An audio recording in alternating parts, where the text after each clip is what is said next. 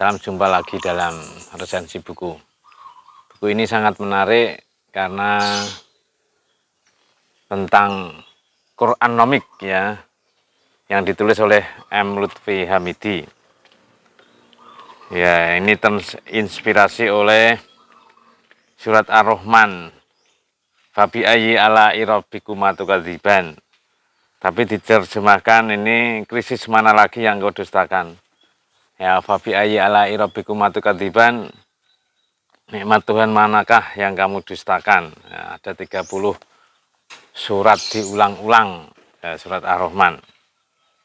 Ya, ini diberi surat pengantar. Al-Quran bukanlah hanya kitab suci, tapi juga miracle terbesar yang terus menjadi inspirasi. Ya, kalau Mulyaman Haddad menulis, saya melihat buku ini layak menjadi bacaan yang wajib bagi semua pejuang ekonomi syariah. Ya. Jadi ini dasar-dasar ekonomi syariah ya, Quranomik. Nah, bagi yang mengajar ekonomi syariah silakan baca buku Mas Lutfi Hamidi, ya, The Crisis. Ini menulis tentang krisis-krisis yang berulang kali karena ekonomi kurang berdasarkan pada Al-Quran. Nah, ini menawarkan bagaimana ekonomi berdasarkan Al-Quran ya. Maka disebut Quranomik ya. Diterbitkan oleh Republika tahun 2012, jadi agak lama. Tapi ini masih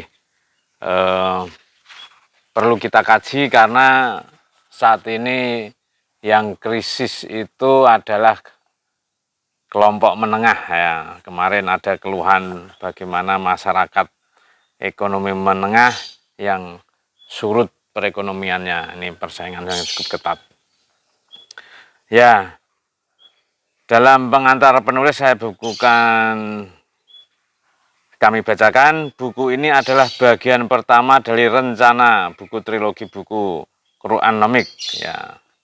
The Crisis, The Economic of Happiness, dan The Basics. Nah, ini nanti berikutnya kami bacakan. Buku pertama ini yang terinspirasi oleh 30 kali dalam surat Ar-Rahman, fabi ayyi ala rabbikuma tukadziban. Maka nikmat Tuhan manakah yang kamu dustakan? Nah, ini menginspirasi dalam penulisan The Crisis ini. Krisis mana lagi yang kau dustakan? Karena krisis ini berulang kali ya, sejak 65 pernah terjadi krisis, 80-an terjadi krisis, 98 terjadi krisis, ya, kemudian 90-an juga terjadi krisis, dan saat ini krisisnya krisis kelompok menengah. Nah, ini yang kami bacakan ini karena keluhan kelompok menengah sangat berat sekali di dalam menjalani ekonomi ini. Ya, lantas apa kaitannya dengan krisis saat ini? Ya, krisis saat ini pun datang silih berganti dari satu negara ke negara lain, dari satu jenis krisis ke bentuk krisis yang lain, dari krisis pangan, keuangan, perbankan, lingkungan, hingga krisis multidimensi lainnya.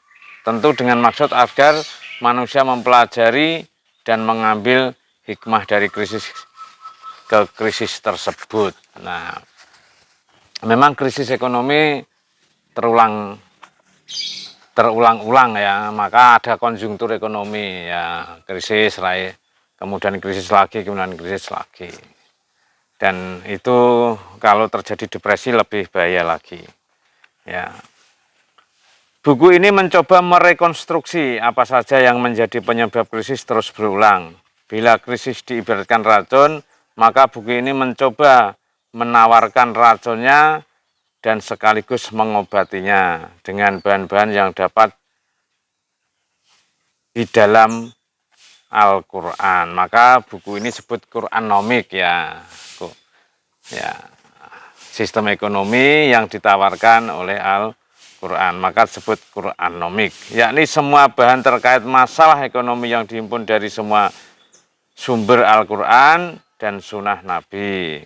Sebagai pedoman utama bagi mereka yang beriman, Allah telah menegaskan bahwa Al-Quran diturunkan untuk menjelaskan segala sesuatu, karena menjelaskan segala sesuatu termasuk di dalam perekonomian.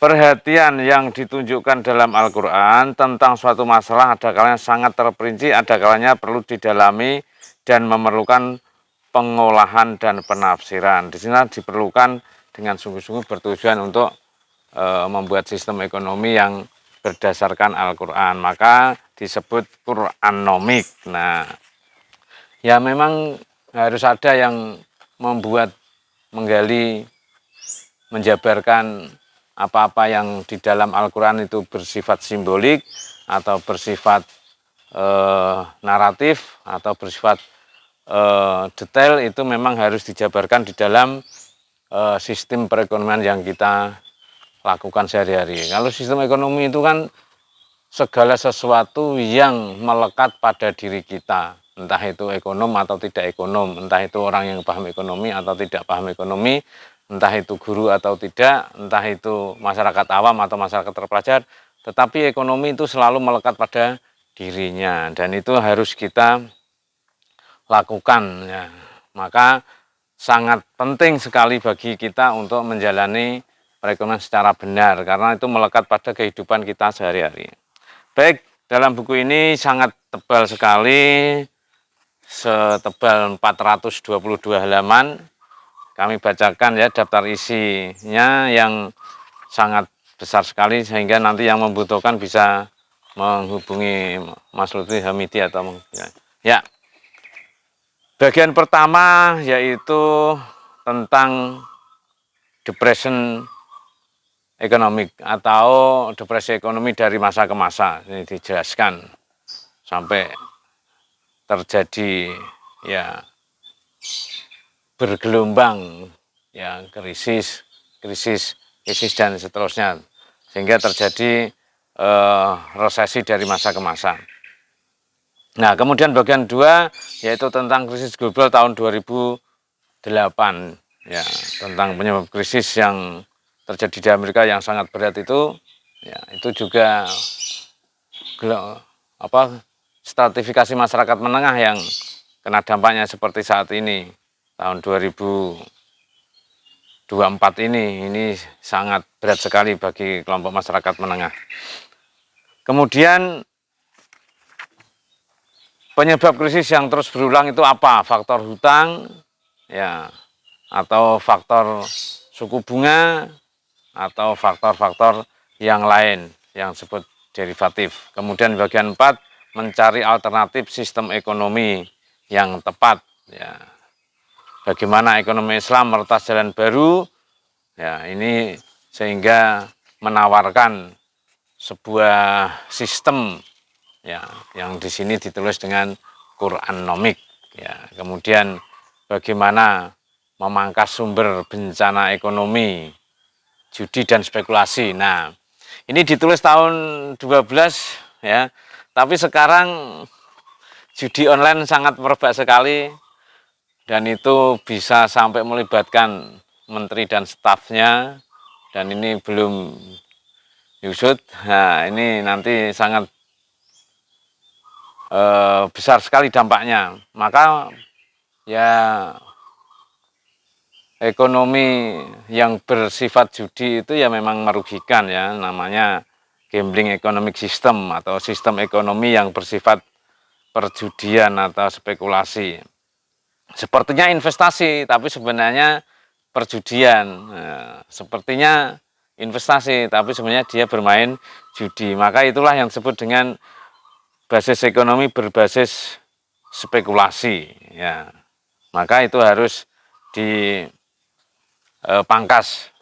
memangkas sumber daya ekonomi yang berdasarkan hutang. Nah, Indonesia ini hutangnya cukup besar sekali. Nah, itu kalau dihitung itu sampai 25 tahun ke depan anak cucu kita tidak tahu bisa nyaur atau tidak.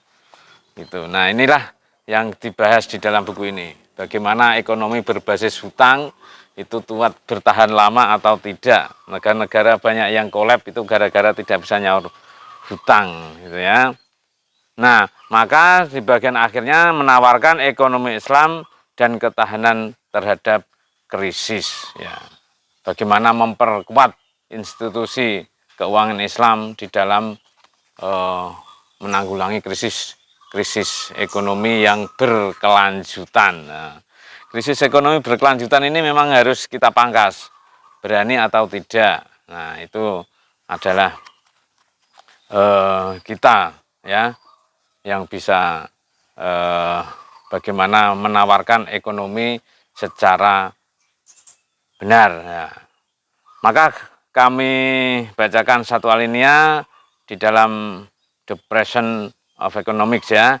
Tidak hanya manusia yang bisa depresi, ilmu ekonomi pun bisa mengalami hal yang serupa.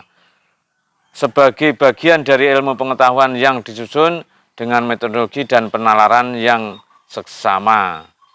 Oleh banyak pendukungnya diagung-agungkan sebagai ilmu yang bisa membantu dan diandalkan untuk menganalisis, memprediksi, dan memberikan panduan untuk semua masalah ekonomi. Ya, tapi ternyata ilmu ekonomi juga beberapa hal tidak bisa menyelesaikan masalah. Itu malah yang terjadi krisis tidak ekonominya, tapi ilmu ekonominya. Nah ini adalah panduan-panduan buku yang tidak bisa menyelesaikan masalah, tapi justru menjadi sumber masalah. Maka perlu dibuat panduan ekonomi yang lebih bisa menyelesaikan masalah atau problem solving ya. Itulah yang ditawarkan oleh Mas Lutfi Hamidi ini, penulis buku Quranomik ya.